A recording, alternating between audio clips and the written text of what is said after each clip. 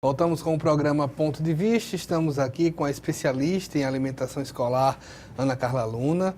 Estamos falando aqui sobre a merenda, falando também sobre a educação alimentar. O que dizer para o pai que hoje encontra pouco tempo para fazer uma programação, não diria nem alimentação, mas uma programação do que seu filho vai comer ao longo da semana? Nós temos profissionais, né, nutricionistas, que ajudam bastante. Mas e que existem muito material, muitos recursos. Na verdade, a alimentação saudável não é difícil, não é complicado de se fazer. Nós precisamos habituar, inclusive, aos nossos filhos a esse consumo. E como fazer? Então, vai desde do nosso próprio incentivo, mas e como a gente vai ofertar esse alimento.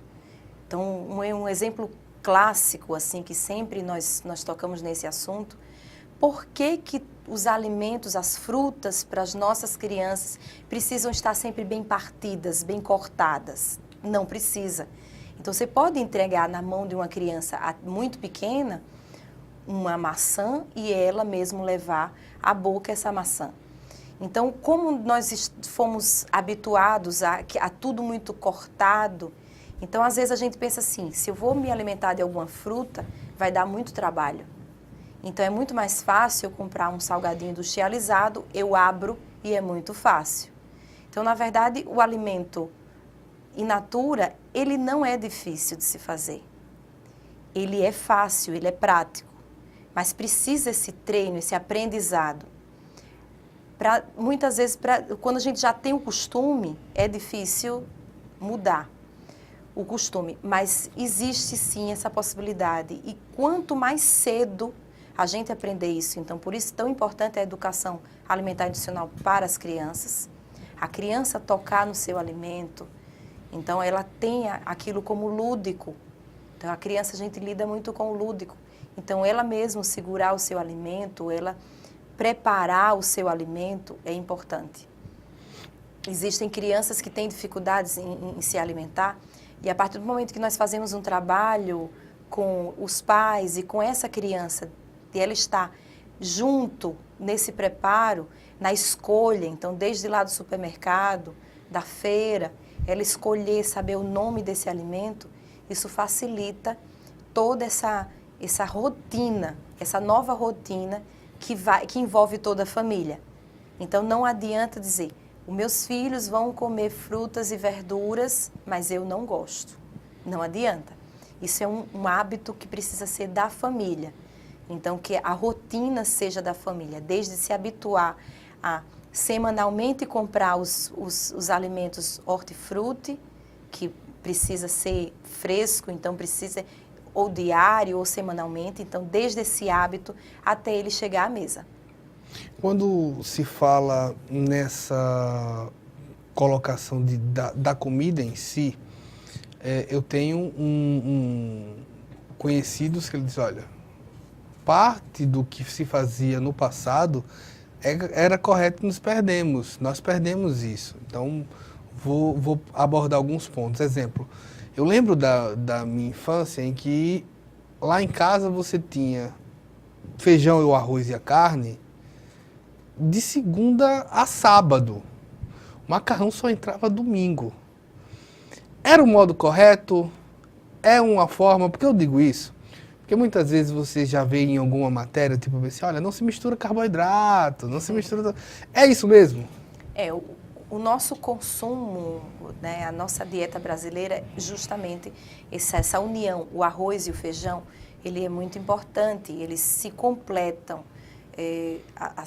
Os aminoácidos, né, os nutrientes que tem em um e no outro, eles se completam e formam um casamento perfeito. Então, ele é importante para o nosso desenvolvimento, que envolve a cultura alimentar de um povo. Ela envolve muita coisa, então envolve nossa cultura de como surgiu, mas também a clima, as condições climáticas, as nossas condições de vida. Então, envolve muita coisa até a gente chegar aos a nossa referência alimentar.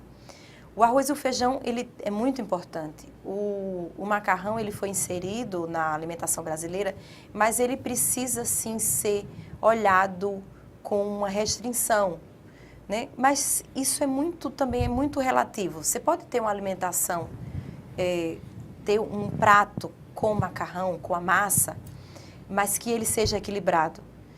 Então, eu acho muito interessante falar sobre justamente a alimentação saudável, que muitas vezes as pessoas, é proibido. Então, isso aqui não pode de jeito nenhum. A gente precisa entender que a alimentação é um ato social. Sendo um ato social, então a gente precisa, não pode ser tão rígido assim. A gente precisa ter sim o equilíbrio, é importante o equilíbrio. E o macarrão não precisa estar sempre na nossa alimentação. Mas se ele estiver, ele pode estar sim equilibrado. Então, é um jogo de nutrientes para que a gente atinja a nossa necessidade nutricional. O que não pode de jeito nenhum na nossa alimentação ser monótona. Então, ela já não é saudável se ela for sempre a mesma coisa. A gente tem sempre aquela brincadeira também que virou uma piada nacional, que é tipo, olha, hoje pode comer todo dia ovo. Aí amanhã já caiu, não pode comer todo dia. O que é que pode e o que não pode todo dia? E é possível isso daí cair como um mito de se dizer assim, olha, o certo é uma fórmula mais aberta. Existe pesquisa sobre alimentação constantemente. Estamos aqui conversando e existem várias universidades Sim. estudando determinados tipos de alimento. Quando a gente fala de alimentação saudável, a gente fala em equilíbrio, harmonia. Então, a gente fala nos 5 sentidos, sabor, aparência é importante na alimentação saudável. Então, ela não é só para ela ser gostosa, ela tem que ser bonita, ela tem que ter sabor, cheiro, os 5 sentidos realmente. Então, quando se fala em um alimento milagroso, o brasileiro ama milagre. Então, nós temos essa tendência de ou a gente acabar com o alimento dizendo que ele é péssimo, que ele faz mal à saúde, ou a gente dizer que esse alimento tem que ser comido todos os dias, então que ele vai fazer bem, que ele vai resolver os nossos problemas. E aí ele fere isso aí, essa teoria fere o que é alimentação saudável. Então, a alimentação saudável, ela vai priorizar os alimentos in natura, isso sim, né? Os alimentos in natura. Não vai deixar de ter os alimentos industrializados, mas ela vai ser diversificada. Então, não tem um alimento que seja perfeito. Mas é muito comum também se ouvir que, tipo, olha, alguém ficou vegano, outro ficou macrobiótico, cortou a carne vermelha, Isso. aboliu, agora é só frango ou peixe. Isso. Como é que é isso? Isso, na verdade, são decisões, né? Então, como é um ato social, nós podemos decidir. Comer carne, não comer carne, ovo lacto-vegetariano. Então, decide. Existe possibilidade de nós estarmos saudáveis com um não consumo de algum determinado alimento? Existe.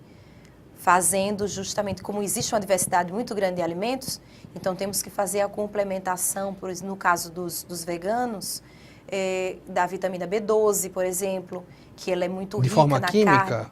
Isso. Suplementação.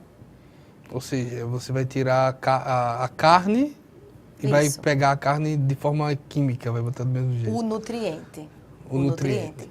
Né? Então, que é necessário, que é essencial. Mas não dá para abrir mão da B12. Isso, não. Que ele é essencial ao nosso desenvolvimento. Então, existem possibilidades, então, como nós temos aí o livre-arbítrio de escolher de que forma nos alimentarmos, mas existem vários tipos, por isso que não é uma fórmula fechada, A alimentação saudável Era não é outra- uma fórmula fechada. Era outra pergunta que eu faria já no início, exemplo. A alimentação do Wendel é a mesma da Ana Carla? Não. Ela, ao longo da nossa vida, ela tem diferenças. Existe diferença também de sexo, então o homem e a mulher. Existem alguns determinados alimentos que são mais importantes. Não quer dizer que deixe de ser importante, por exemplo, para a mulher, mas que são mais importantes para o homem, outros mais importantes para as mulheres, Por exemplo? para o idoso, para a criança. Então depende muito do desenvolvimento de cada fase da nossa vida, para a grávida. Então, a quantidade de ferro para a grávida. Então, observar e que não tem o excesso de gordura, por exemplo. Então, os vegetais verdes, quanto mais verde, então a gente vai ter mais possibilidade de ferro, vai ser melhor para as grávidas. Então, os alimentos vermelhos, o tomate, então, com relação ao homem, evitar câncer de próstata e vários tipos de coisas, sabendo que não existe o alimento milagroso. Então, é o conjunto. Mas nesse balancear, muitas vezes se discute o seguinte, olha, carne vermelha só uma vez por semana. Existe isso de tipo, olha, você realmente, isso daí é provado cientificamente, que o ideal é que você invista mais nas carnes brancas do que na vermelha. Vermelha demais não é bom, ou só é bom para mulher, ou só é bom para homem, ou está na fase da adolescência, tem que comer determinado tipo de alimento. Como é isso? As carnes brancas, elas vão ter um teor realmente mais baixo de gordura. Então, Mas não tem, no caso do frango, um adicional de hormônio muito grande? Na verdade, existe muita fala do hormônio, o frango. Com relação ao frango, é muito mais o estresse que acontece, que é justamente a indústria dos alimentos para acelerar o processo, de que mesmo a concentração de hormônio. Então, os veterinários, eles dosam a quantidade correta, mas existe esse estresse dessa carne, que ela cresce, o frango ele cresce muito rápido, ele desenvolve muito rápido justamente para o abate. Existem alterações, sim, na nossa alimentação, por isso que a gente prioriza sempre os orgânicos. O orgânico, ele vai estar livre de várias substâncias, né, no caso dos produtos animais, de origem animal, mas não só o frango, existe o peixe, o boi, a carne do boi. Então, existem todos. A gente foca muito no frango, né, mas todos os alimentos, o próprio ovo.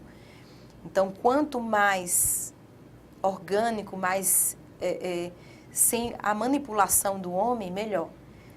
Que é o caso de hortifruti, que é justamente para acelerar esse processo, para que não tenha tantas pragas, mas existe a forma natural de se fazer isso. A gente vai para um último intervalo e na volta vamos voltar um pouquinho para a escola na parte do sódio, que é um grande desafio. A gente volta já com o programa Ponto de Vista. Estamos aqui com a especialista em alimentação escolar, Ana Carla Luna. A gente volta já.